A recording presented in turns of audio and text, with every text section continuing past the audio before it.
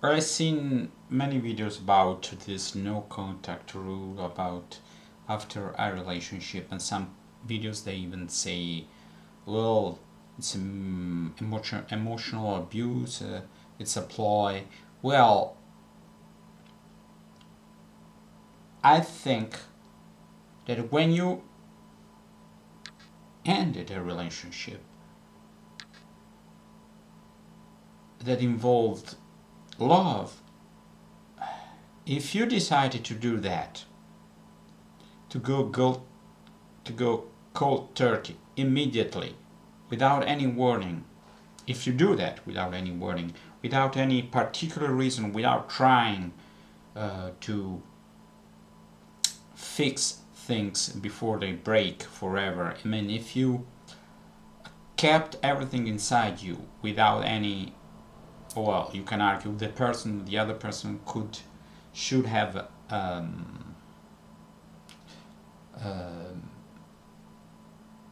some idea what was coming to him, but sometimes we cannot psychoanalyze, get into the other person's mind. And when you do that, you should be responsible for your actions. I mean, if you really want to end a relationship, ask yourself, am I able not to see this person anymore? If this person cut me off forever, will I miss him? Because you have to ask that. Don't take for granted that everything depends on you. You end it and then, alright, I ended it. No, you have to think that the other person, however much she loves you or she loves you, is not always available. So if you decide to dump somebody, you should be sure, damn sure, 100%. Otherwise, do whatever you whatever you need to do to recover a situation. But it's like when you have a job, before resigning, think it over many times, because once you did it, your job is gone. Don't take for granted that they're gonna hire you another time. It's a very serious thing you did. You said, I don't want to work here anymore. I don't want you as a partner anymore. So sometimes we feel the urge, and I felt the urge, and I say, do I have tried every avenue? Is this breaking up the result of my fortitude, my strength, or is the result of my weakness? So I say that no contact rule is morally justifiable, for the simple fact that, yes, in this situation you should go cold turkey, because the other person did that to you. The other person didn't give you the time to adjust. Why should you give the other person the time to adjust? If you want to break up with me, alright, you can do it. But then, don't demand my friendship. Don't expect that I will be present in your life.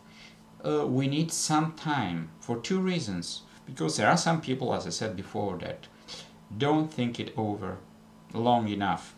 They think that they can do without the other person, and then they discover that after all, the other person, with all his or her shortcomings, was not that bad.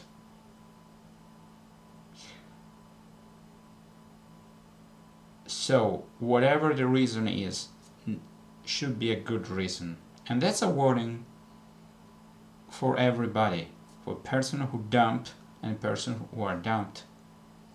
no contact rule is a mystery. The other person doesn't know the feelings, doesn't know. Maybe it's a genuine no contact rule, means the other person doesn't care. The other person is protecting himself or herself. The other person wants the other person back, but want to use these tactics. The good thing and the bad thing about no contact rule is you don't really know. I mean, one thing I don't advise is telling the other person. The whole purpose of the no contact rule, which is a mystery, fades. Oh, unless you have a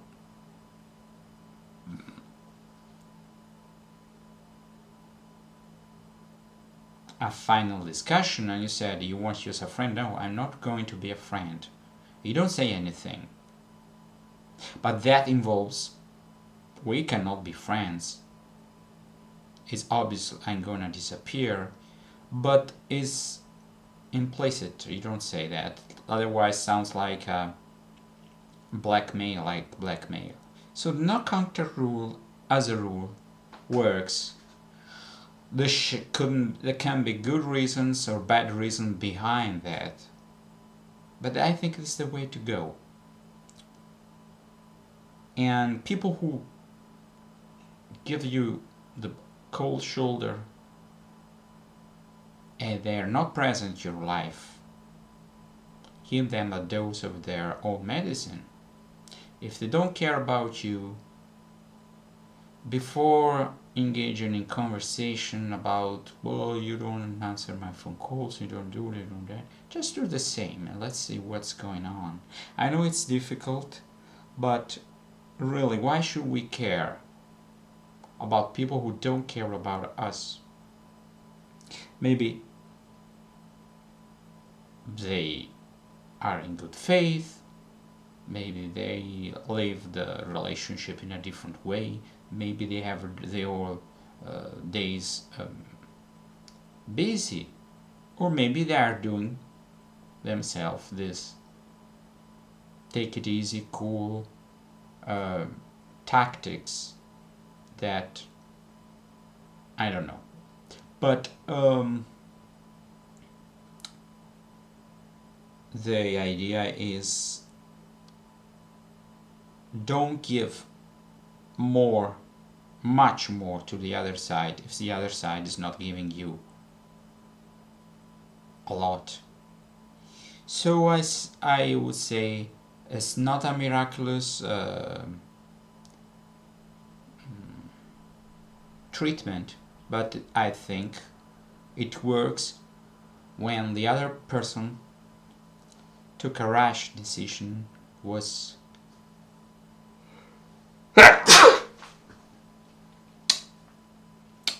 not comfortable with the relationship, but not to a level to be able to follow suit. So after some months, some weeks, all these things that led to this decision disappear and they found themselves alone. But they will never discover that if you're always present. So they must be scared. Damn scared. Once they know that you mean business, and this situation, in order to win, you should be able to lose everything. So the idea is, okay, do I really like that person? Okay, what's the only way I can both manage the situation, survive, and get the other person back if after this period I still want the other person back? Because you think about all the things, you think about your life alone, and you compare. Maybe we'll find out that your life alone is better. So sometimes you turn the table on the other person, but really do not overestimate or underestimate the no contact rule, because it works both for people who want the other person back, then both for them, and then for people who do not want the other person back, and but surely we need to detach ourselves from the situation. We need to adjust to the fact that we don't have this person every day, and the best thing to do is always, because the whole idea of separation is to be separated. So there, if you still see each other, you have contacts, there's some emotional attachment that's still going on. There's no time for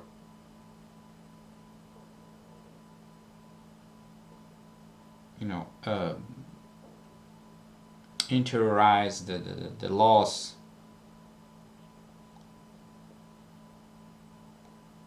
So this is the idea.